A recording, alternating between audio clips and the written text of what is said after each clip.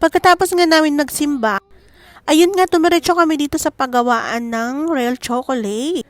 Dahil almost 1 year na nga kami dito sa Australia, ito ay palaging kinukwento sa amin, pero hindi talaga kami nakakadaan dahil sobrang busy. So dahil ngayon lang kami nagkaroon ng chance, so eto na nga, ginrab na natin. Medyo malapit lang naman sa house namin. Pero ang mahirap lang dito yung pagpasok kasi maraming sasakyan. Ayun nga at na wrong way pa kami. Siyempre, ano pa nga ba, excited ang mga Junakis dahil alam mo na, pag sinabing chocolate, alam na di. At syempre, at ako din naman na excited makapasok sa loob. Dahil lang na-expect ko nga, yung paggawaan. Ayun pala, yung paggawaan ay mismong sa loob siya. So, dito lang kami sa mismong store niya. So, ayan, di ba? Ang daming choices. Halos lahat na ng chocolate nandito na. Diyos ko, paano nga ba naman ito ang aking diet? Sira na naman. Bukod nga sa mura na, real chocolate pa. At maraming pre-taste, be. Sa pre-taste pa lang, parang hindi ka nabibili dahil ang dami ng pre-taste nila. Iba't ibang chocolate, pwede mo matikman. Pero syempre, hindi naman ganon. Nakakahiya naman. Syempre, bibili pa rin tayo. Baka sabihin lang ay chocolate lang.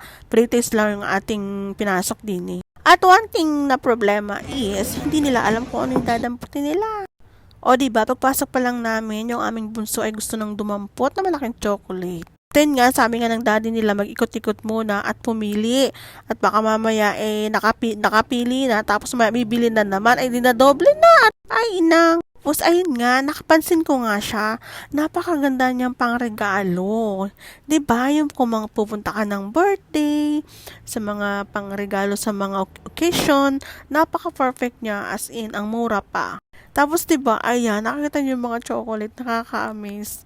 So, yun nga, sabi ko nga, huwag kami ditong pumunta dahil mapapakain nga ako. Pero ano pa nga ba?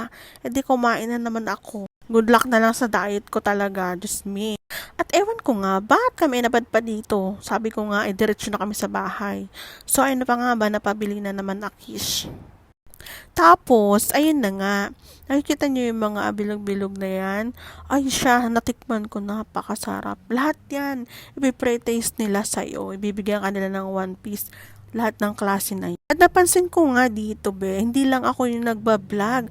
Ang dami rin nagbablog. So, ayun na nga, medyo naisip ko, sabi ko, aba, iba na talaga yung mundo ni Meta. Kahit saang na talaga, lupalop. At ayun nga, may nakita nga ako dun sa kabilang kanto.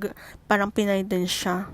So, ayun, nagbablogging din siya. Medyo nakakahiya nga lang, pero wala pa papakils na. Minsan lang naman magkakita-kita.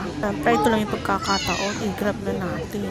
Ito yung chance na makapag-vlog tayo dito sa paggawaan. Pero, ang ini-expect ko talaga yung paggawaan talaga. Nakita ko paano siya pinaprocess, ganun.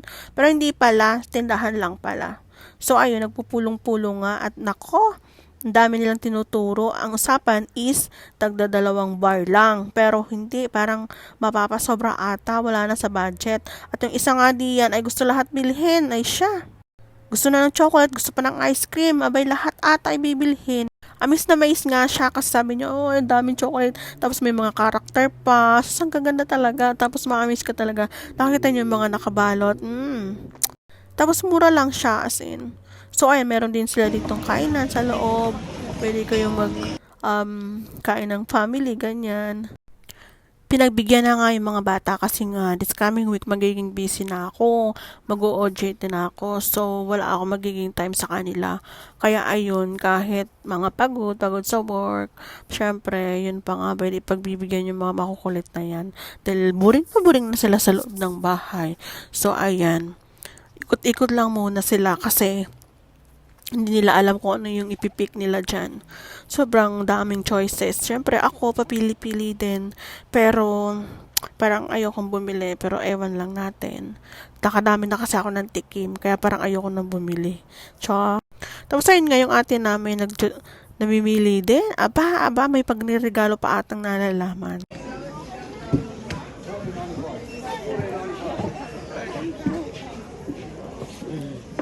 Right. I think you like Dr. This though.